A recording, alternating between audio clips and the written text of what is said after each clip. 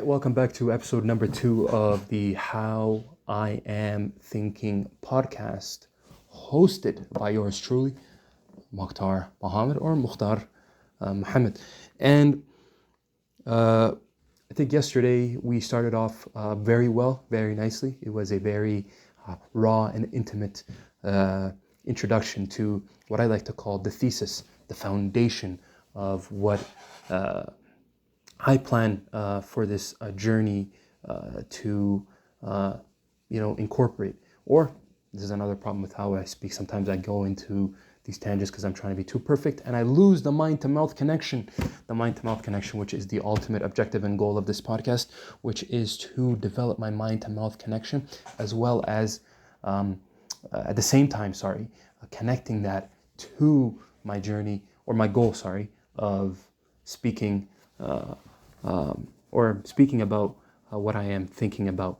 So, without further ado, let's get into the first episode, which, remember, we mentioned this, we had this, right? This was the my raw thoughts when it comes to artificial intelligence and writing. So I think artificial intelligence, let's get this out of the way first. Artificial intelligence, I think, when it comes to artificial intelligence, I have an opinion that is just straight down the middle. It isn't extreme in terms of pro AI, and it isn't extreme in terms of anti AI. It's just down the middle, and I like to think that it's a moderate view, one where like the underlying emotion when it comes to artificial intelligence, I think, is one of pure optimism. It's one of curiosity of what it can do, but ultimately I think it needs to be something that is taken seriously, and I think we need more people to discuss their process with using artificial intelligence, or specifically the LLMs. I always call it artificial intelligence whenever I'm on camera. I don't know why, but we'll call it the LLMs. The LLMs, right? Because artificial intelligence is a broader topic, right? It's a broader science. So we'll stick with the large language models, more specifically the chatbots, right? The multimodal chatbots, right? The text, the audio, the image generating applications. So I think these have a lot of potential, as we have seen, in terms of making life better for us, but it also has some serious issues in terms of what you could call just generating garbage that doesn't need to be generated. I know it's a little bit harsh, but that's my opinion. And I think what I want to do is to discuss what I think about artificial intelligence. And by the way, I'm someone who has been using artificial intelligence for since should I call it the beginning? Because obviously artificial intelligence was happening, or the LLMs were happening before ChatGPT. But since the beginning of the ChatGPT era, I was part of the initial batch of people that were using it. I know I'm kind of, fluffing, my ego a little bit, but I was part of that first million or so, or a few million people that were using it in the first month or so, and it was revolutionary. But looking back, it was really, really, really bad to what we have in comparison to what we have now.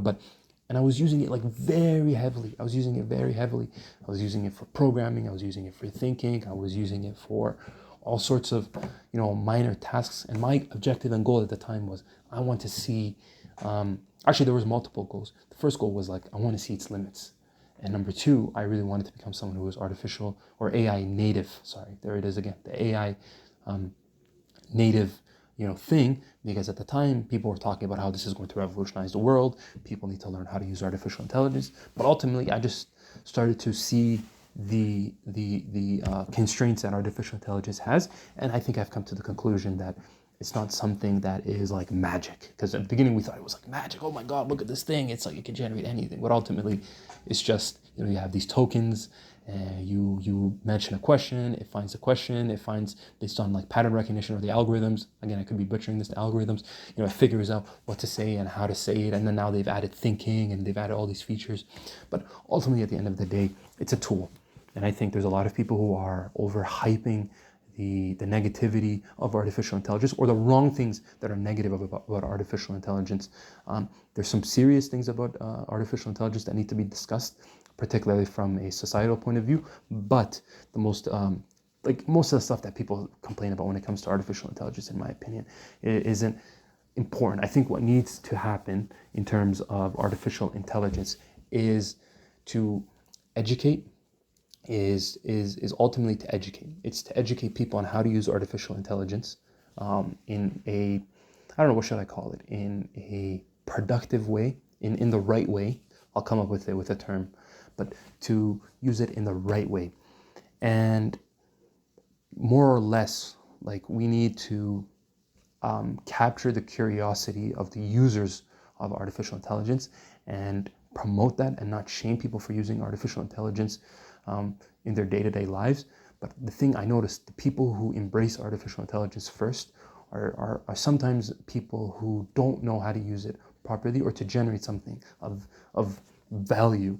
But instead of shaming them, which I've noticed, people are like, "Oh, you're using artificial intelligence. Oh, look at this guy, he's using AI." We should, promote those people and encourage those people to use it. But we need to couple that with educating them, so that way they use it in a way that provides, something of value. Again, of value. I like that word, value, to society.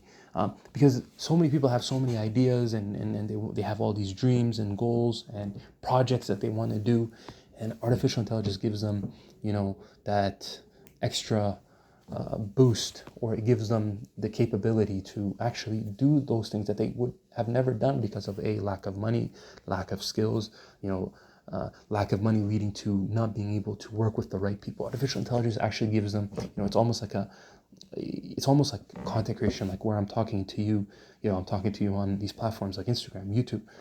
It gives people, an even playing ground when it comes to their ideas. So essentially, one of the things that I want to do to wrap this portion up is for people to use it correct, is for people to be educated correctly. And I think the large language models, and we'll come to this because now we're talking about artificial intelligence and writing, is for people, the large language model providers, right? Claude is run by who? Anthropic and Google and xAI and OpenAI and those big companies, to connect with the experts, to connect with the last generation of productivity experts, right? The best writers, the best researchers, the best whatever, content creators, and tell them, okay, hey, what are the values and what are the processes that you do? And it's more not like the actionable things, because artificial intelligence is good with the actionable things, which I think I'm gonna call it actionable things. And what do I mean by that? I mean things like, it's good at generating words really fast. It's good at editing, punctuation. It's good at telling you what's wrong with what you have. But in terms of the value, what makes writing great, for example, we need to connect with those experts and really tell them, okay, hey, really ask them, hey, what is your process like? So without further ado, let's get into the first real topic that I'm going to cover when it comes to how I am thinking about it. So essentially, let's start with my process for writing. My process for writing right now when it comes to artificial intelligence is one that is very basic. I have a 3-step process. So the first step is capturing. The second step is asking the artificial intelligence to organize what I just captured. And the last step in the process is to edit what it has generated. So let's get into that. So the first one is, the first step in this is to capture what I am thinking. So I literally pick up my phone, right? The audio features, I love this audio feature, by the way. You just pick it up, you talk, you just talk and talk and talk. So I'm a user of ChatGPT primarily. So I think it has like a 10-minute, limit in terms of how much you can record. I pick it up, I speak, and I use that entire 10 minutes. Sometimes I use multiple 10-minute, rounds, right? And I just talk and talk and talk, and I just give all my raw ideas, and I record it. And then I ask in stage 2 for the artificial intelligence to organize it and to write out what I want. Is it an essay? Is it a report? Is it a a list of steps that I want to capture? Is it research that I want to look into? Whatever it is, I ask it to write it. And then the third stage is to go back and edit, essentially, what the artificial intelligence, again, the LLM, chat providers provide or generate. And I go back and I edit. So I usually have two approaches when it comes to editing. The first approach is to edit it by myself, and I found myself doing that more and more, because the second option, which is to tell the artificial intelligence what it sucks at, is a very finicky option. Like, you have to be so specific so that it understands what you are changing and why you're changing it. It's a very finicky approach. Like, you have to be so clear and direct. And sometimes what I find, it's like way faster if I just go in and edit it myself, right? Sometimes you have, like, the long way is the short way. But ultimately, it's a process that I have spent less and less time doing as of late. I think now I've become so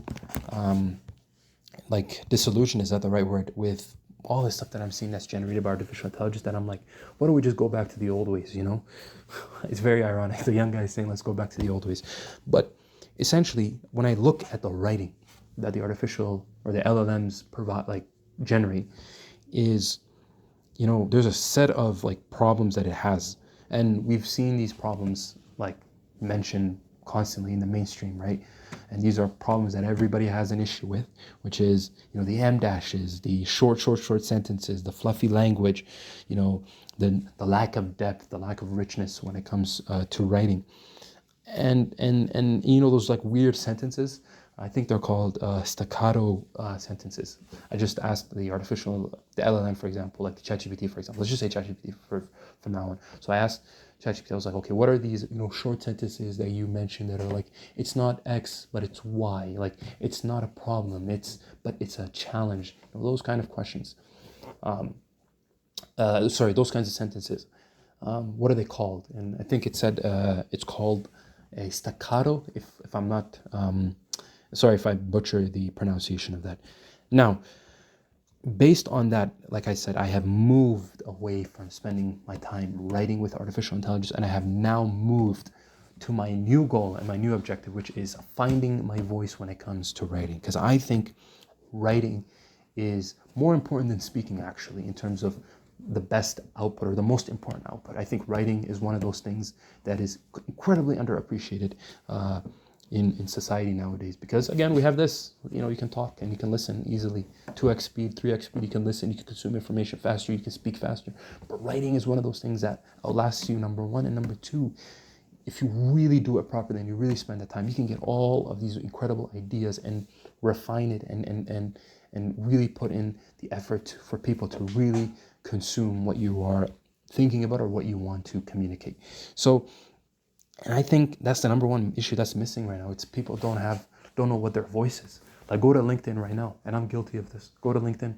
Everybody has 25 posts a day of just pure AI slop. They have, their agent or whatever, their workflow, N8N or Zapier, and they go in and they say, okay, pick up whatever, topic, this and that. I'll send it to you by email, text message, and write, 8-step,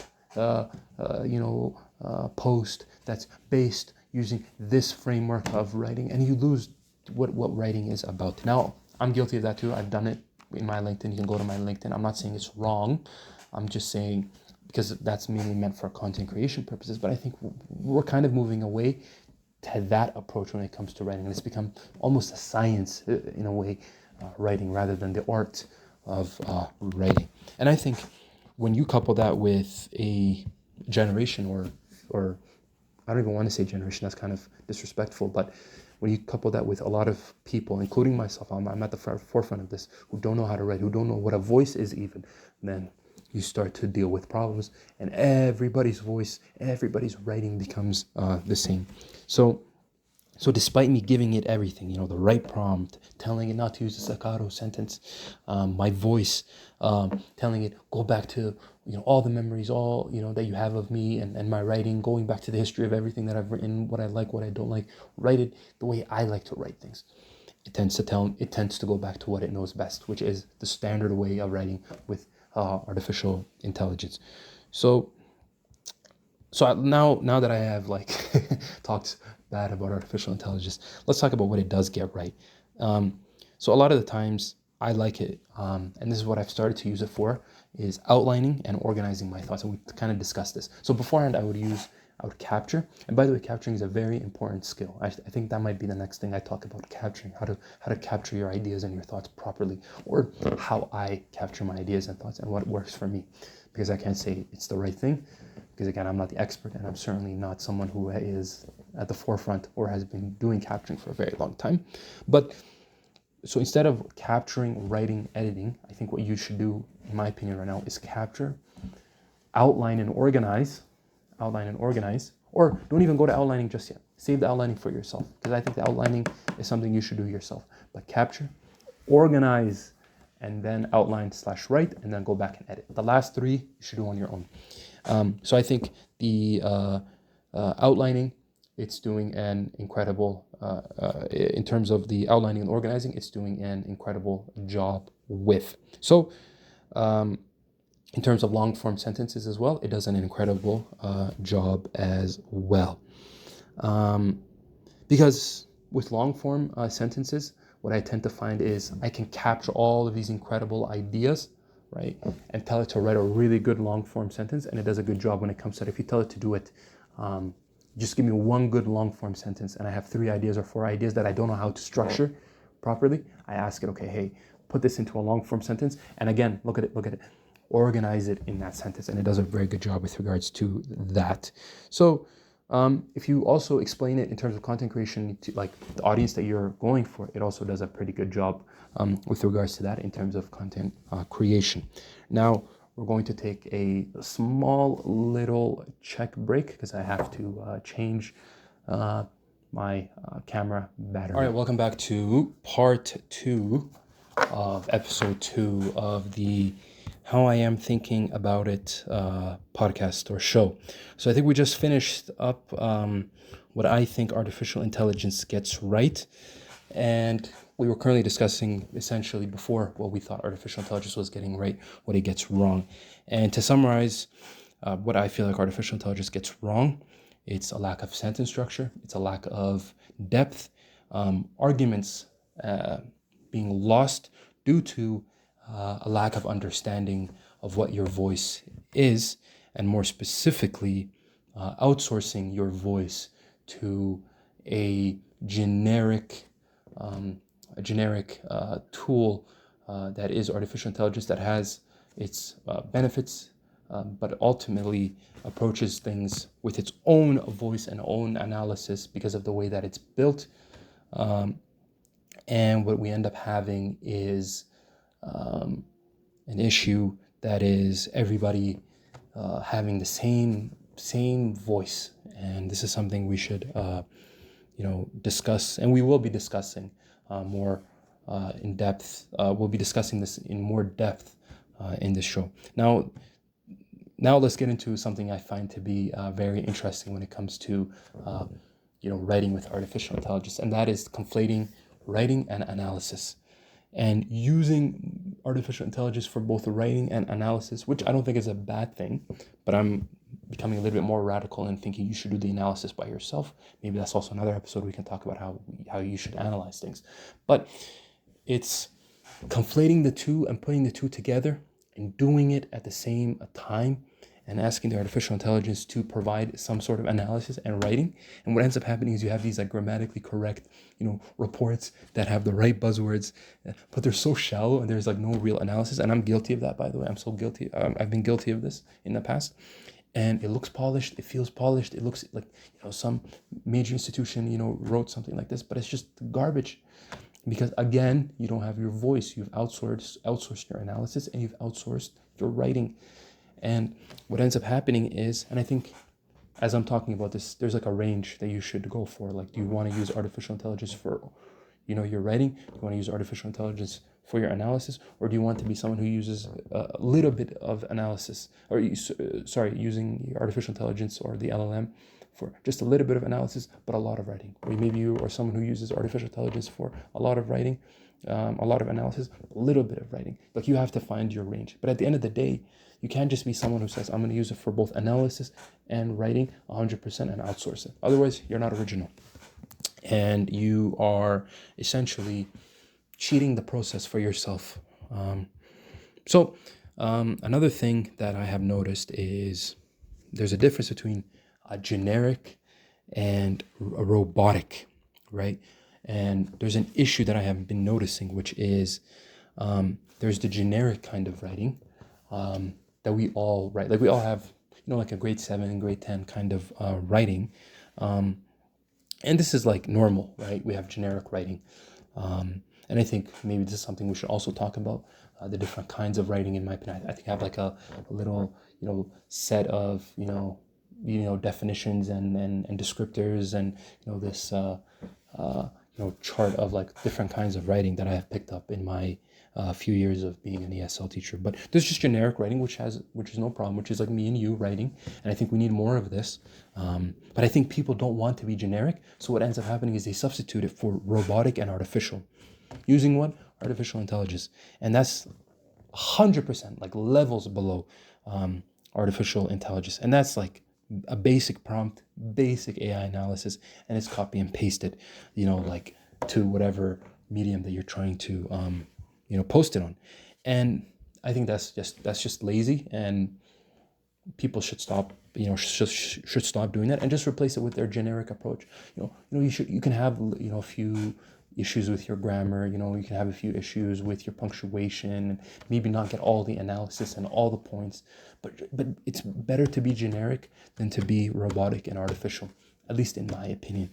And also, until you can become someone who is educated on how to use AI properly. And maybe this is something I should be working on as well, like a project, or actually, I'll take on this project in terms of how we can educate people to use artificial intelligence. And if you're someone who is also who is also as what's the word? I'm blanking here. What's the word? As passionate. There it is. As passionate as I am about this, then maybe you should reach out. Please reach out. Actually, we talked about LinkedIn. We talked about. Let's see. Have we talked about real writing and clean writing? We kind of have. Like, we've talked about this. So the real writing is what we're talking about right now, and clean writing is something that I said is generic, writing, and there's no problem with generic writing. What we talked about, it's clean. So clean writing, let's break it down even more. Clean writing, there has two things underneath it, right? We have clean writing, and clean writing is just generic, writing every day. Writing something that's very basic. There's nothing special about it. You write your reports, as a professional, or you write your opinions, whether you are an editorial writer, for example. It's just generic, no problem. And then you have the content creation aspect, which again, please, I want more people to start writing like how we used to write back in the day, a little bit, unpolished. I miss those days, unpolished stuff. That's clean writing. And real writing is essentially what we're talking about, like the actual domain of, like, you writing an essay, a report, something you like really thought about deeply, and writing about it. We talked about discovering your own voice a little bit. Here's actually a really interesting thing I want to discuss. I want the LLM model providers, the big four, the big five, to think about a few things. Number one, emotion. I think they're getting better at this. AI tends to, when it does analysis, it tends to flatten or reduce the amount of emotion, especially when you're writing analytical stuff. It either goes too emotional or or it completely removes the emotion. And that's, I think there's a lot of people who like to lean in and try to be a little bit more provocative, or really lean into their emotion when it comes to their writing. And that's something the artificial intelligence, I guess the way it's structured and built, because it's technology, right? So it's supposed to be artificial and generic, that it cannot tap into that human aspect of things.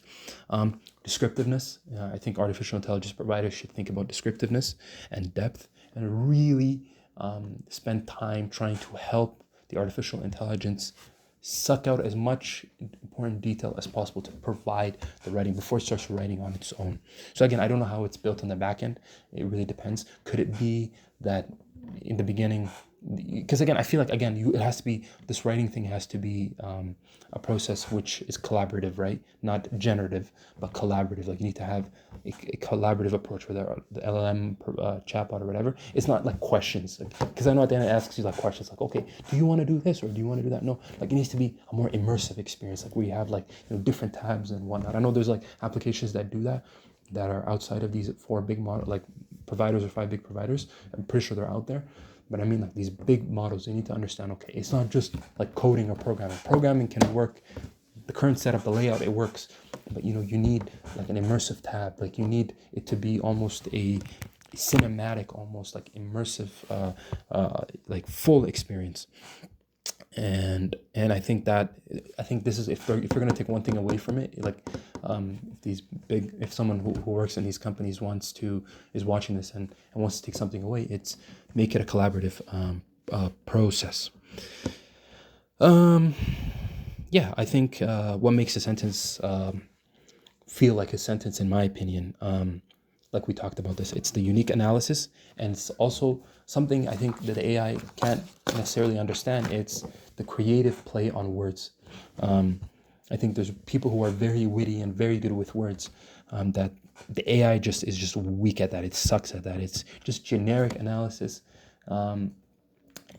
Actually, I won't call it generic analysis from now, because generic analysis is what we need more of. It's artificial analysis. Generic analysis, we need more of that. We need more human generic analysis, because it's real, it's raw, it's authentic. But this is artificial analysis, and we don't need that.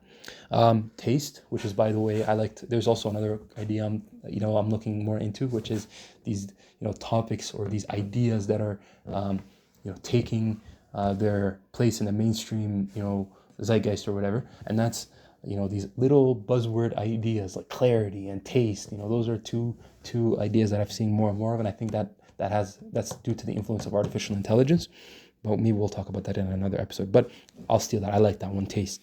So taste is going to be really important as well. So knowing what good writing is. And I think most people, especially younger people, they haven't been exposed to enough good writing. They haven't been reading good writing, especially with the rise of the internet as well, right? They haven't read good books or good articles or good research papers. And so what ends up happening is their mind is so warped. So when they see something that's artificially generated, they're like, oh, this is good. But the real readers, and I'm not saying I'm one of those people, see that and are like, okay, that's just artificial garbage. They can't stand it, right? And I think that's like I said, it comes from a lack of exposure, especially to nonfiction reading, a lack of fiction reading, which then shapes their taste, right? Their strengths and their weaknesses.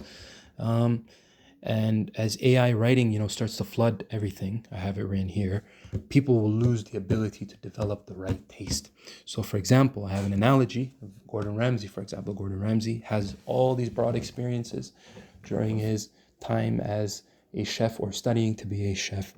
And what has happened is his palate, his taste is so refined, and not refined, sorry, but it's so rich that whenever he tastes a certain food, he can automatically, like if you taste like really like bad food, like he'll spit it out. And we've seen this on TV, right? Like whenever he like spits out, or him and those big chefs on the Food Network, they taste it and then they like spit it out. They spit it out because they don't have they don't have the capacity to like good food, right? Like or to even taste good food, because they've experienced such great food. So when they see something so awful, they're like, I'm not gonna taste this. It's disgusting. So I think this is something that we need to discuss, and I think that project that I mentioned, I'm going to be working on that, is something that we need to look into. Another meta skill is knowing when the AI's answer is weak. This is a big one. So again, that comes down to taste, but also here's another word for you. Here's another idea for you: instinct. You need to develop that instinct. And how do you develop that instinct? This is something I'm also tackling. Maybe we could be talking about this. Is it by exposing yourself to artificial intelligence and developing pattern recognition, or does this come from your experience of good writing? I think it might be a combination of both. Knowing how artificial intelligence thinks, so you know when it's about to hallucinate, but you also know you have the taste of like good writing. So you're like, this is not good, and it's not, something that I want. And here's like something that I've noticed. I think actually I'll skip this. I think it's not something that I want to talk about. What I delete, or what I have been deleting now that I've moved away, but like in the earlier days of using this, the earlier part of my journey with artificial intelligence and writing, I always used to delete the stuff that I felt like wasn't mine, especially when it came to analysis, because I feel like I'm signing off on something that isn't mine. Like, it's not my analysis, therefore I can't defend it, therefore it's fake, it's phony, and I'm also pretending to be something that I'm not. You'll see people who are writing something and you're like, is this you that's really writing this? And there's nothing wrong with saying that you're not at that level yet. I'm not maybe at a high level, but don't pretend to be that. But I always used to keep what I thought was my messy, complicated thoughts, and that is going to be the new gold, the liquid gold. Your messy thoughts, your whatever you capture. So if you're going to develop the habit of recording and capturing what you think, because that way you can always take that, put it into the AI model and organize that, and then you can take it from there. So again, you can see the collaborative process that's being developed here. I think we talked about this as well, the palette, which leads to judgment. So you have to develop the ability to define a purpose for your writing. And I think that's different from what you're writing, like, for example, the type of writing that you're doing. So you're not writing, like, for example, writing a report is the type of writing you're doing, or writing an article is the type of writing. But what is the purpose of your writing? Is it to convince people? Is it to get people thinking? Is it to be provocative? Like, you have to develop the judgment to define what your writing is. Too many people, I feel like, just write for the sake of writing because they need to put it on their social media. They don't know what they're going for. Are you someone who's provocative? Like, you might be writing a piece on a certain something that you really like, and you might have a unique point of view that's different from 99% of people in your field, but you're just writing a type of writing that's just explaining these things. Now, what you need is a certain kind of writing that is provocative, because that will get people, that will give you the eyeballs that you need. Now, let's see if we can continue. Reprompting. I think reprompting is something that is, I'm starting to hate reprompting because, so basically, let's talk about reprompting. Reprompting is essentially telling the artificial intelligence or the AI model to rewrite or to redo the task that you give it, or essentially giving it repeated instructions. And I won't lie to you, I used to enjoy that. I used to be something I used to enjoy, reprompting, rewriting, like trying to fine tune it. But over time, I've developed the, this opinion that, like, you can always retune, right? Retune. But it takes more energy and more time than actually doing it by yourself.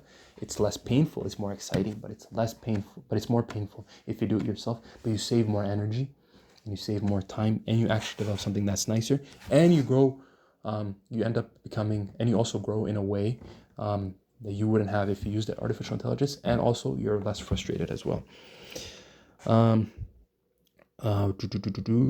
think that's all. We're almost finished. I think I'm looking at, basically, I have like a lot of writing. I have it summarized on my phone, but obviously I had a lot of stuff that I was talking about. I think I covered everything that I wrote. So I think my predictions, this one is interesting, my predictions. Here are my predictions. Maybe this might be a new thing at the end of every show, predictions. My predictions. So what are my predictions? I think, where is this going to go? Writing and artificial intelligence. Is it going to be easier or harder to write with artificial intelligence? And I think it's going to eventually, it's obviously easier. It's easier to write. It's easier to generate, but it's not easier to write. Let's make that important distinction. I think it's going to get easier to write, but right now it's harder, obviously, because we're generating. But that is going to be contingent on how the large language model providers approach their applications. They have really honed in on programming, and I think the writing process now, because I can see both lanes. The writing process is now programming based. Like the structure of how you generate it with artificial intelligence is kind of like program based, like copying, pasting, editing, like you're editing code and copying, pasting. I don't like that. We need it to be a better process in terms of writing, so we can get what people have in their mind. I think I'm an optimist. I think it's going to be easier.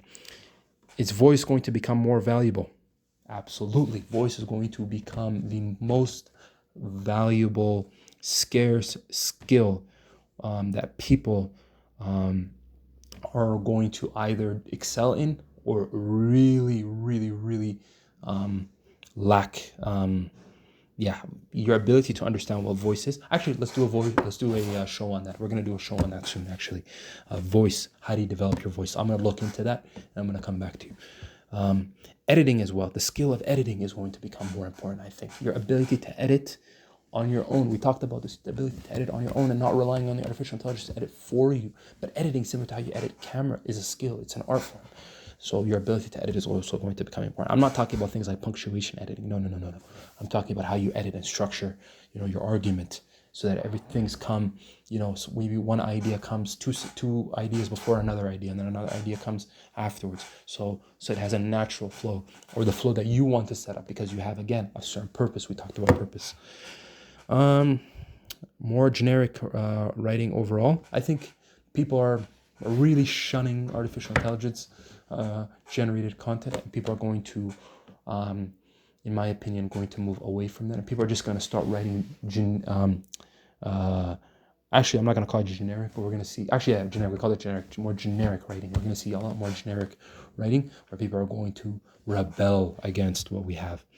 Do people get better at writing because of AI? No, absolutely not. People are not going to get better when it comes to writing. When it comes to writing because of AI, because you're just going to develop they're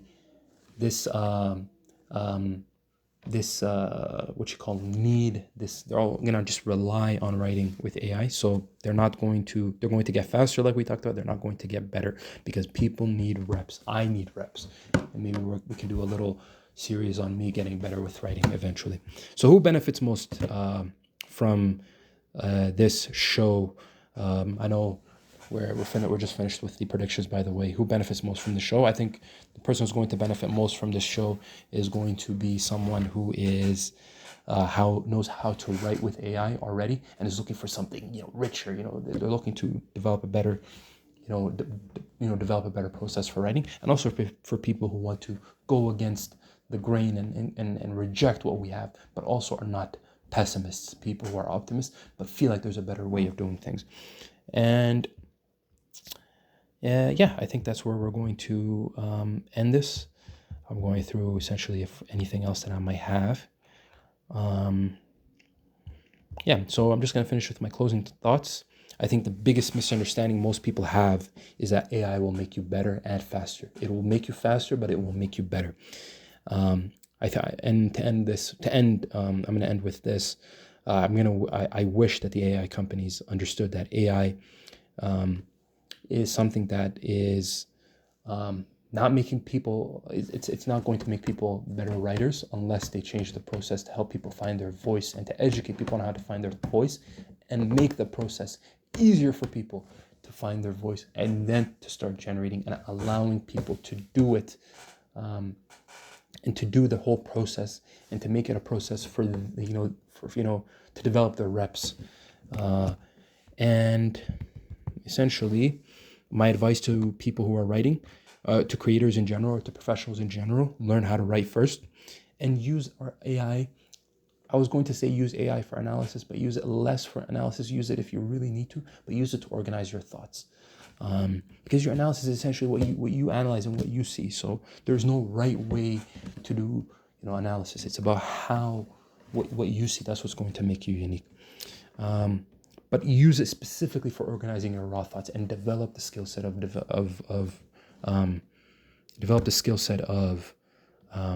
capturing your thoughts.